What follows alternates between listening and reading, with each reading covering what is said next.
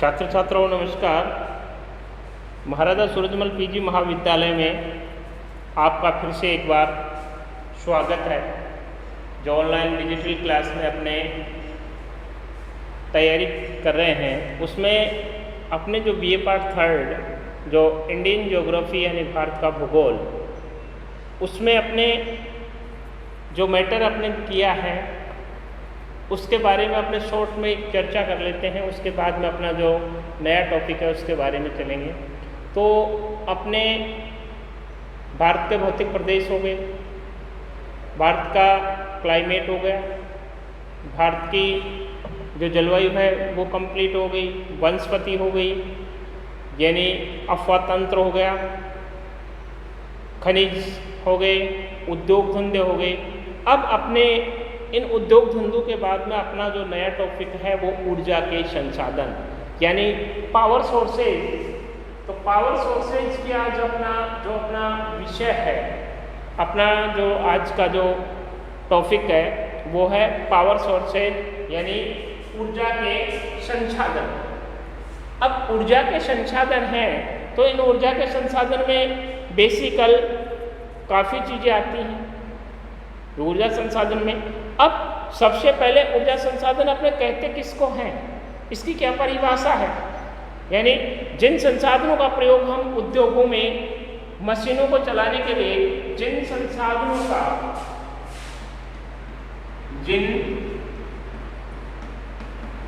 संसाधनों का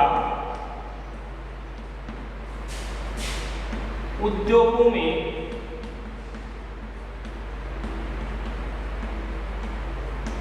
मशीनों को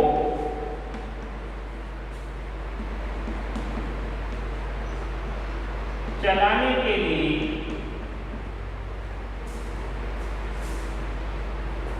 यानी जिन संसाधनों का उद्योगों में मशीनों को चलाने के लिए यातायात के साधनों को गति देने,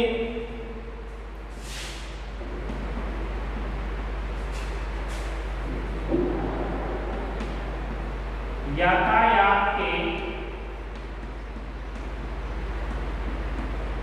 साधनों को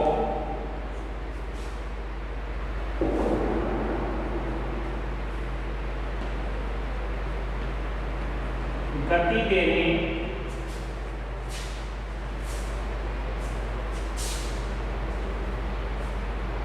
कृषि को यांत्रिक बनाने,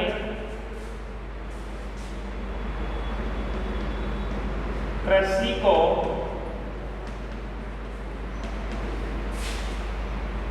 यांत्रिक बनाने तथा घरेलू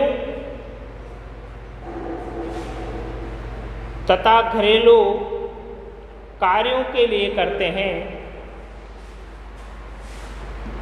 तथा घरेलू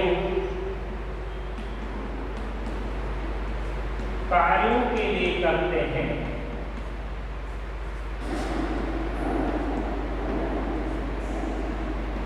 उन्हें शक्ति संसाधन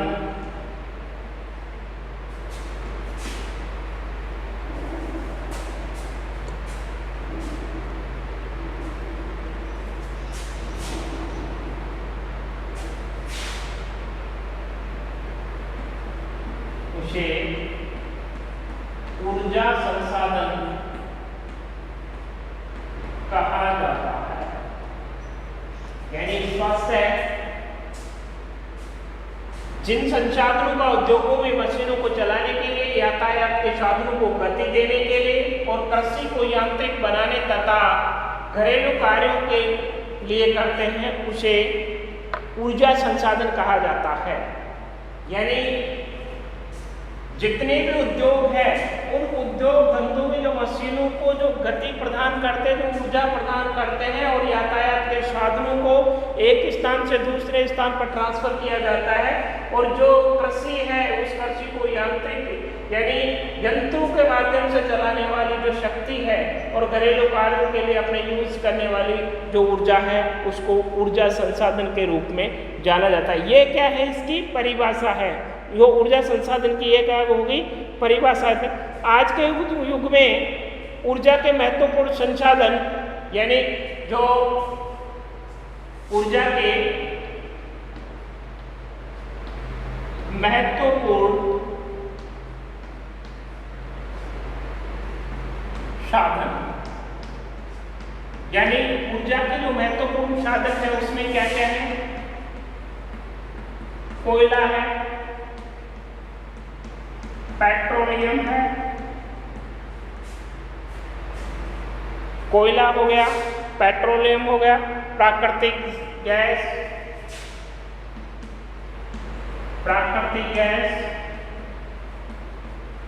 जल विद्युत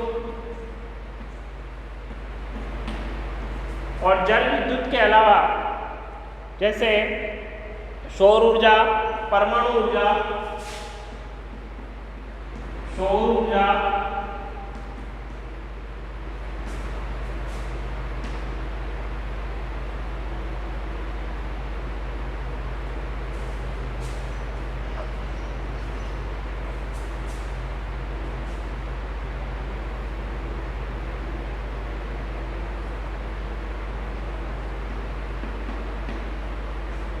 परमाणु ऊर्जा और भूताप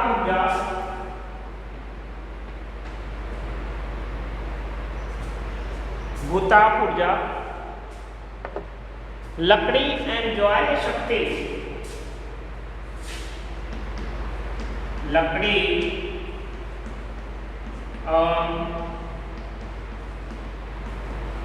ज्वारीय शक्ति, ये क्या है, यानी ऊर्जा के जो महत्वपूर्ण साधन है, स्रोत है, उनमें पेट्रोलियम हो गया, कोयला हो गया, प्राकृतिक गैस हो गई, जल विद्युत हो गई, सौर ऊर्जा हो गई, परमाणु ऊर्जा हो गई, भूताप ऊर्जा हो गई, लकड़ी एंड ज्वारीय शक्ति, यानी लकड़ी एंड ज्वारीय शक्ति। अब इनमें जो ये ऊर्जा के साधन है, इन ऊर्जा के साधनों में जो सबसे मुख्य साधन है वो माना जाता है कोयला, पेट्रोलियम और प्राकृतिक गैस। ये क्या शक्ति के सर्वाधिक जो कठोर, जिसको अपने मजबूत साधन कह सकते हैं, वो मजबूत साधन कौन कौन से हैं, कोयला, पेट्रोल व प्राकृतिक गैस। अब इसमें अपने सबसे पहले जो कोयला है, कोल, ये कोयला है, इस कोयला का अपने क्या करते हैं, अध्ययन करते हैं। यानी शक्ति के साधनों में सबसे पहले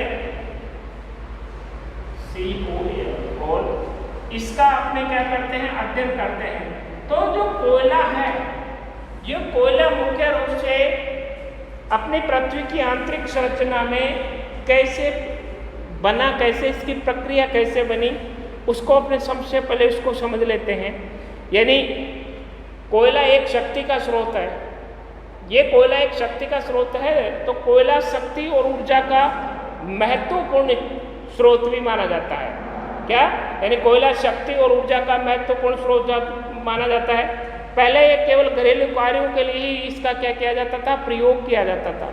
सबसे पहले इसका क्या, किसमें, घरेलू कार्यों में इसका प्रयोग करते थे, प्रयोग किया जाता था।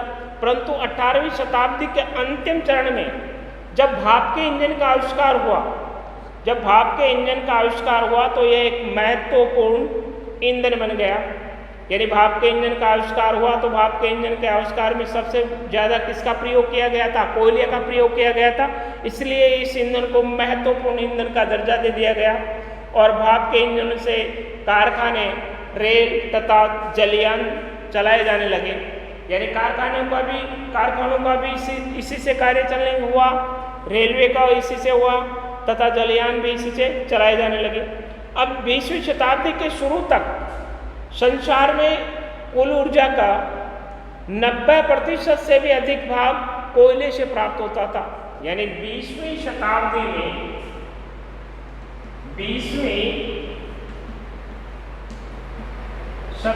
में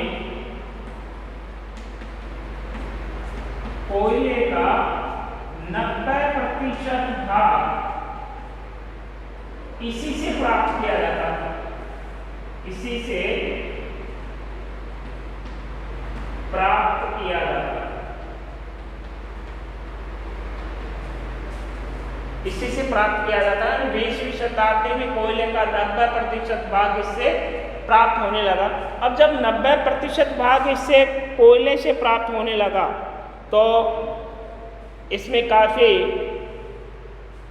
बाद में एक अन्य संसाधनों के विकसित हो जाने पर इसका अपेक्षित महत्व बहुत ही कम हो गया, जिस कारण जीवन के लिए आहार की आवश्यकता होती है।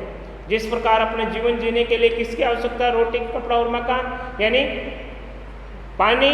और जैसे कोई भी जीवन है तो उसको जीवन जीने के लिए क्या जरूरत है? उसके लिए आहार की आवश्यकता पड़ती है। जिस प्रकार जीवन के लिए आहार की आवश्यकता होती है, उसी प्रकार उद्योगों के लिए कोयले की आवश्यकता हुई। यानी उद्योग धंधे चलाने के लिए सबसे पहले किसका प्रयोग किया जाना आवश्यकता था? कोयले का। तो कोयला की आवश्यकता हुई, इसीलिए इसे उद्योग की रोटी कहा जाने लगा। यानी जो कोयला है, इन कोयला को उद्योग की रोटी कहा जाने लगा। कोयले को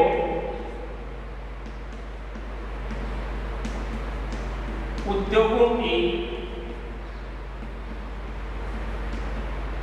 रोटी कहा जाने लगा। यानी मोस्ट चीज है ये, यानी मोस्ट क्वेश्चन बनता है इससे। यानी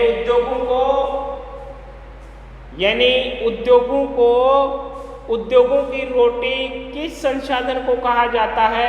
तो उद्योगों की रोटी कोयले को कहा गया है। यानी काफ़ी बार जो आरपीएससी ऑब्जेक्टिव क्वेश्चंस आते हैं उसमें काफ़ी बार ये क्वेश्चन पूछा गया है कि उद्योगों की रोटी किस खनिज को कहा जाता है?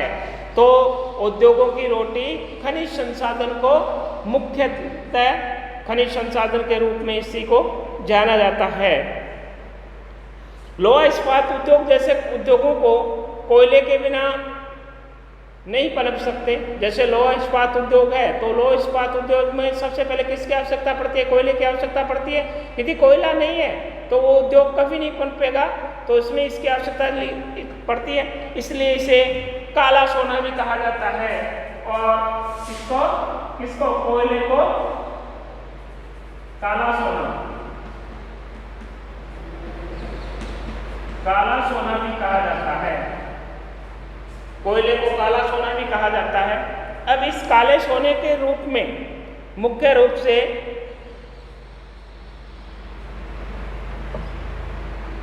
इसे काला सोना के नाम से हमारी सभ्यता के अस्तित्व के लिए जितने भी ऊर्जा के आधारभूत स्रोत हैं, यानी अपनी सभ्यता के जितने भी आधारभूत स्रोत हैं उनमें कोयले की उपलब्धि तथा उद्योगों को सर्वप्रथम स्थान देना पड़ा। अब कोयले का निर्माण कैसे हुआ? यानी इस कोयले का जो निर्माण है वो निर्माण प्रक्रिया वो समझा देता हूं मैं। यानी कोयले का जो निर्माण है वो निर्माण किस प्रकार हुआ? यानी अपने विद्वानों का विचार है कि कोयला प्राचीन वनस्पति का परिवर्तित रूप है। यानी जो साइंटिस्ट हैं, जो ज्योग्राफी के विद्वान हैं, उनकी ये सोच है कि जो कोयला है ये कोयला प्राचीन वनस्पति का परिवर्तित रूप है। अब कोयले का निर्माण का कार्य आज से लगभग 25 करोड़ वर्ष पूर्व, यानी आज से लगभग 25 करोड़ वर्ष पूर्व 25 करोड़ वर्ष पूर्व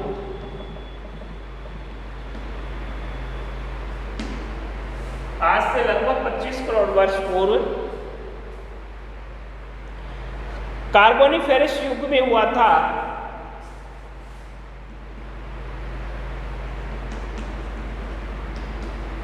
कार्बोनिफेरस युग में हुआ था। कार्बोनिफेरस युग में हुआ था। उस समय पृथ्वी की जलवायु अत्यंत उष्ण एवं आर्द्र थी। उस समय जो अपनी पृथ्वी है उसकी जो प्रकृति थी, जलवायु अत्यंत उष्ण तथा आर्द्र थी और अधिकांश क्षेत्रों में दलदल पाए जाते थे। अधिकांश क्षेत्रों में क्या था? दलदल था, जिसमें जनधन है वह धन उगा होता था, वन उगे हुए होते थे, वह वनस्पति उस दलदल में सड़कर मिल जाती थी। यानी कहने का मतलब सबसे पहले अपने जो कार्बोनिफेरस काल युग की बात है, उस टाइम क्या था कि अपने जितने भी अपने आसपास अपने धरातल पर यानी प्राकृतिक वनस्पति काफ़ी तीव्र गति से उसका क्या होता था, वृद्धि होती थी। अब काफ़ी तीव्र गति से उसकी वृद्धि होने की वजह से जब उसमें अपने पृथ्वी में जो हलचल होती है, हलचल होने के बाद में जब अतिवृष्टि अनावृष्टि हो जाती है तो वो वनस्पति क्या होती है, यानी अपने पृथ्वी के आंतरिक संरचना में समा जाती है, वो नीचे दब जाती है। अब नीचे दबने के पश्चात वो कई दिनों तक नीचे सड़ गल जाती है, और सड़ गलने की वजह से जब उसका जो जीवाश्म है वो जीवाश्म अलग हो जाता है, तो जो जीवाश्म अलग हो रहा है वो तो एक अपना खनिज तेल के रूप में बाहर निकलता है, और जो उसका कठोर भाग है, जो कठोरतम भाग है, वो कठोरतम भाग क्या होता है, कोयला प्राप्त होता है।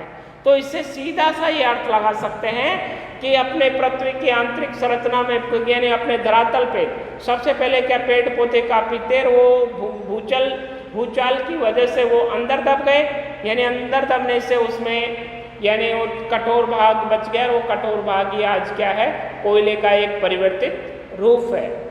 तो अब इसमें ये स्पष्ट हो गया कि ये किसके द्वारा बन रहा है, ये प्रकृति के द्वारा ही बन रहा है।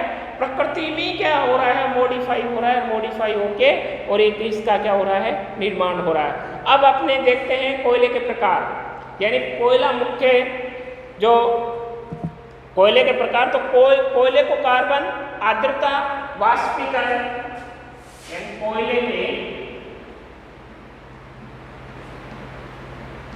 कोयले के प्रकार। तो इसमें कोयले को कार्बन,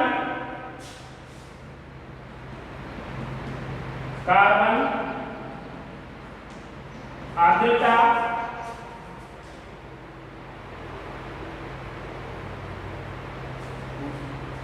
वाष्पशील पदार्थ,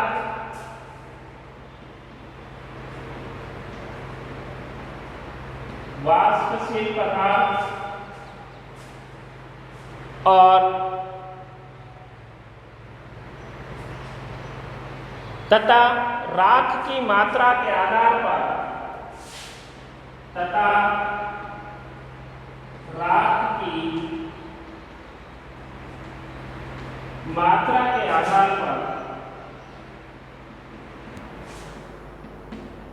चार भागों में बांटा गया है, चार भागों में बांटा जाता है। यानी इसके जो मुख्य प्रकार हैं वो मुख्य प्रकार कार्बन, आर्द्रता, वाष्पशील पदार्थ तथा राख की मात्रा के आधार पर इनको कितने भागों में बांटा गया है, चार भागों में बांटा गया है। जिसमें पहला प्रकार अपने कौन सा है, एंथ्रासाइट कोयला फर्स्ट है, एंथ्रासाइट कोयला।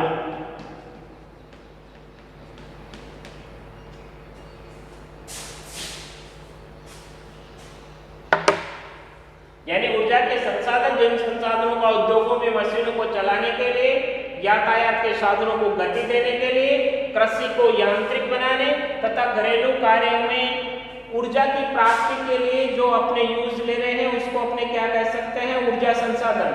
अब ऊर्जा संसाधन के महत्वपूर्ण साधन कौन कौन से हैं, तो ऊर्जा संसाधन के महत्वपूर्ण साधनों में कोयला है, पेट्रोलियम है, प्राकृतिक गैस है, जल विद्युत है, सौर ऊर्जा है, परमाणु ऊर्जा है, भूताप ऊर्जा है और लकड़ी एवं ज्वारीय शक्ति। ये मुख्य ऊर्जा के संसाधन है। इन मुख्य ऊर्जा के संसाधनों अपने सिलेबस के अकॉर्डिंग आपने देखे तो अपने जो सिलेबस में है BA पार्ट 3 में जो भारत का भूगोल, जो इंडियन ज्योग्राफी, उसमें कोयला, पेट्रोलियम तथा प्राकृतिक गैस का अध्ययन है। तो उसको अपने देखते हैं। इसमें सबसे पहले अपने कोयले का अध्ययन करते हैं। तो 20वीं शताब्दी में जो कोयला है, तो कोयला 20वीं शताब्दी में कोयले का 90% भाग किससे प्राप्त हो रहा था, यानी सड़ी गली वनस्पति से। तो इसमें इसको सबसे ज्यादा जो कोयले को उद्योगों की क्या कहा गया, रोटी कहा गया। इसको काला सोना भी कहा जाता है, किनके लिए, उद्योगों के लिए, काला सोना तथा उद्योगों की रोटी। अब इसके पश्चात अपने इसमें जो इसका निर्माण है, किसका, कोयले का निर्माण देखते तो 25 करोड़ वर्ष पूर्व जो कार्बोनिफेरस काल युग था, उस कार्बोनिफेरस काल युग के अनुसार जो वैज्ञानिक हैं, भूगोलवेत्ता हैं, उनके अनुसार अपने ये कह सकते हैं कि अपने धरातल पे जो वनस्पति थी, उन वनस्पति का एक भूचाल के कारण आंतरिक संरचना में दब जाने के कारण वो क्या हो गई, सड़ गई, गल गई, और गलने के पश्चात उससे जो जीवाश्म प्राप्त हुआ वो तो एक खनिज पदार्थ मिला, और उनका जो कठोरतम भाग था वो एक कोयले के रूप में अपने को प्राप्त हुआ। अब अपने कोयले के प्रकारों के बारे में अध्ययन करते हैं। तो कोयले के प्रकारों का यानी मुख्य रूप से जो कार्बन, आर्द्रता, वाष्पशील तथा राख की मात्रा के आधार पर प्रमुख रूप से कोयले को 4 भागों में बांटा जाता है, जिसमें पहला है एंथ्रेसाइट कोयला। फर्स्ट कौन सा है, एंथ्रेसाइट कोयला।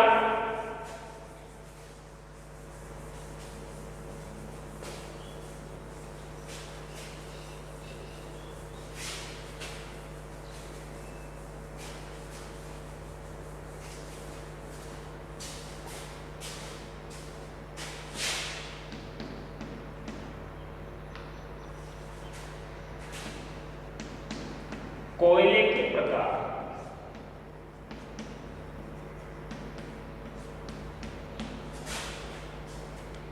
अब कोयले के प्रकार, कार्बन आर्द्रता,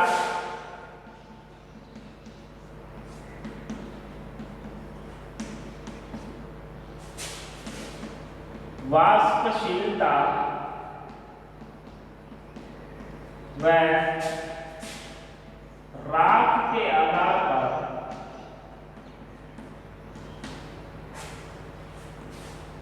इनको 4 भागों में बांटा गया है, जिसमें पहला है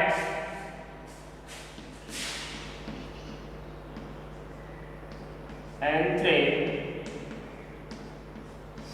कोयला। एंथ्रेसाइट कोयला, अब जो एंथ्रेसाइट कोयला है ये सबसे उत्तम प्रकार का कोयला माना जाता है, यानी सबसे उत्तम प्रकार का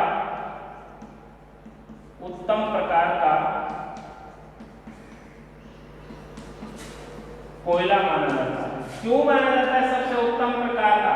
क्योंकि इसमें कार्बन की मात्रा अधिक होती है। जलने के पश्चात ये काफी, जलने के पश्चात इसमें राख भी कम देता है, और इसमें जो वाष्पशीलता की मात्रा है वो भी काफी अधिक होती है।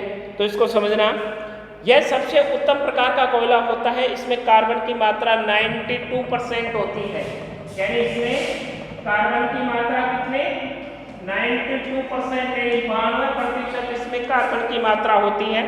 यह काला और चमकीला होता है। इसका जो कलर होता है वो कैसा होता है, काला तथा चमकीला, काला तथा चमकीला होता है, काला तथा चमकीला होता है। इसमें आर्द्रता बहुत ही कम होती है। जो आर्द्रता की बात कर रहे हैं तो आर्द्रता क्या होती है, आर्द्रता बहुत ही कम, यानी न के बराबर इसमें क्या होती है, आर्द्रता होती है। इस कोयले को शीघ्रता से जलाया नहीं जा सकता, क्योंकि परंतु एक बार जलाने पर, इस कोयले को एक बार जलाने के पश्चात काफी देर तक जलता रहता है और अत्यधिक ऊष्मा देता है। जलते समय यह धुआं बहुत ही कम देता है, यानी इसमें जो धुआं की मात्रा है, जो कार्बन की मात्रा है, वो बहुत ही कम पाई जाती है।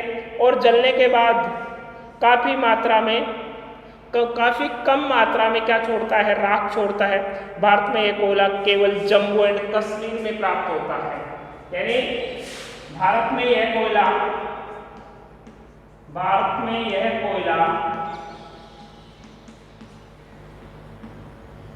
जम्मू और कश्मीर में ही प्राप्त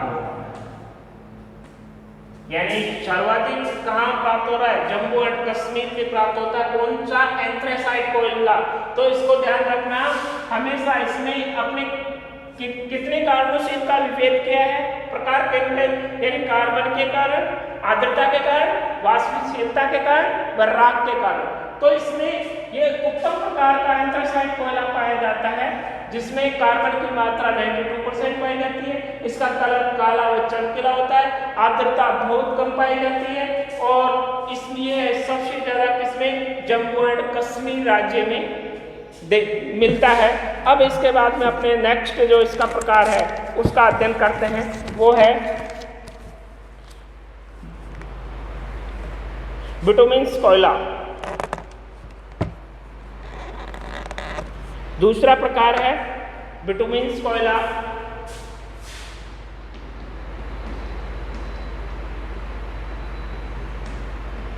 बिटुमेनस कोयला ये कोयले का कौन सा है? दूसरा प्रकार है। तो इस कोयले में, बिटुमेनस कोयले में,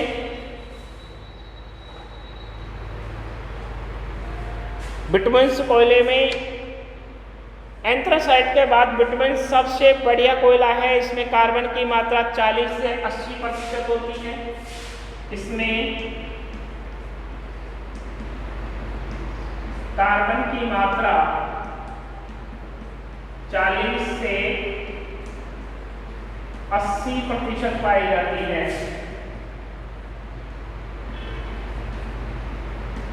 40 से 80% पाई जाती है। इसमें वाष्पशील पदार्थ सबसे अधिक होता है। इसमें वाष्पशील पदार्थ काफी अधिक पाया जाता है, काफी अधिक पाया जाता है।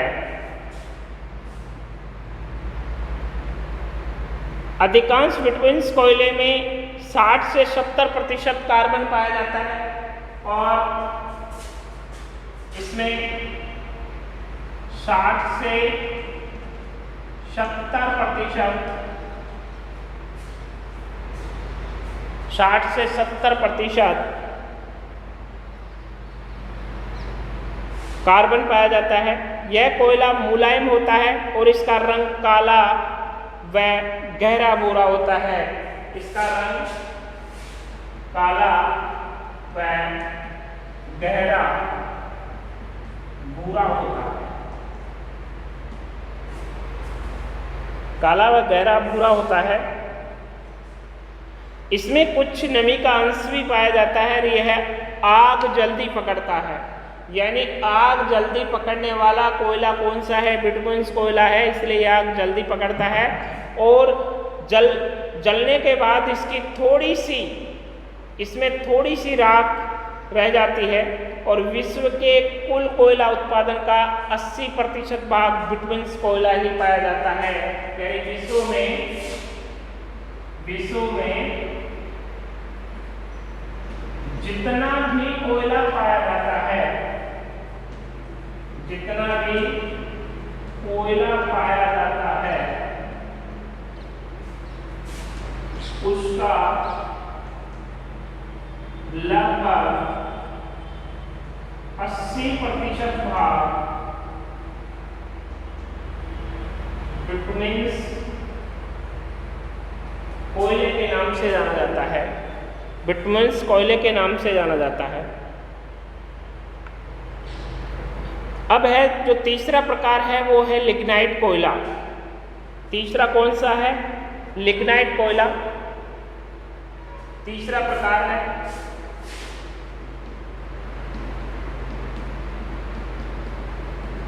लिग्नाइट कोयला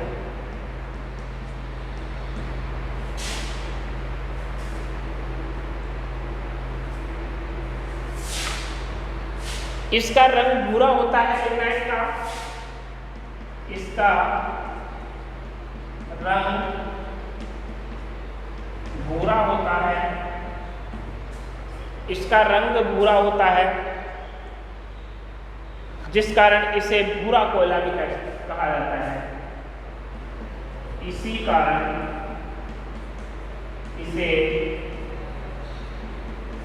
भूरा कोयला भी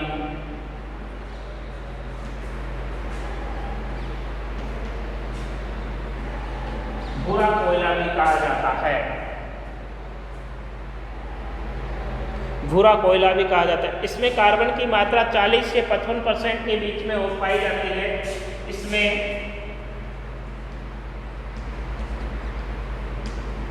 कार्बन की मात्रा 40 से 70% के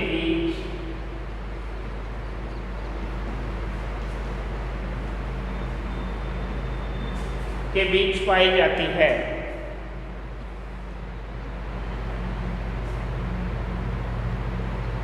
इसमें नमी अधिक पाई जाती है। यह कोयला मुलायम होता है, जलते समय इसमें धुआं बहुत ही कम निकलता है। यह कोयला ऊष्मा बहुत कम देता है तथा यह कोयला ऊष्मा बहुत ही कम देता है, यानी ऊष्मा काफी कम देता है। फोर्थ है फिट कोयला, यानी चौथा फिट कोयला।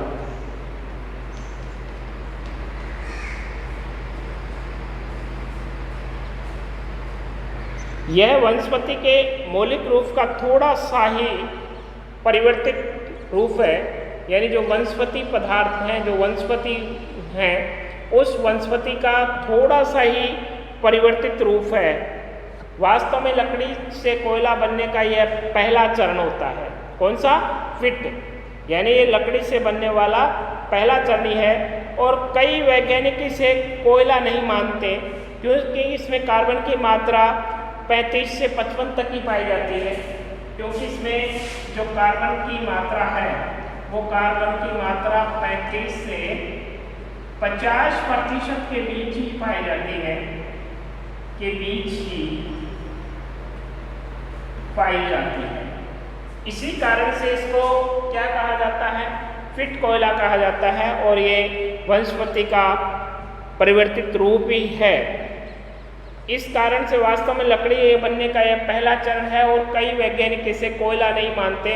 इसमें कार्बन की मात्रा 35 से 55% तक होती है। इसमें नमी की मात्रा बहुत ही कम होती है और काफ़ी सुखाने के बाद ही ये जलता है, क्योंकि इसमें क्या होता है, जो वाष्पशील मात्रा है वो वाष्पशील मात्रा काफ़ी अधिकता में होने के कारण यह लकड़ी की भांति जलता है और धुआं काफ़ी छोड़ता है, यानी धुआं भी ये काफ़ी छोड़ता है। अब भूवैज्ञानिक दृष्टि से भारत के कोयला क्षेत्र को 2 भागों में बांटा गया है। यानी भूवैज्ञानिक दृष्टि से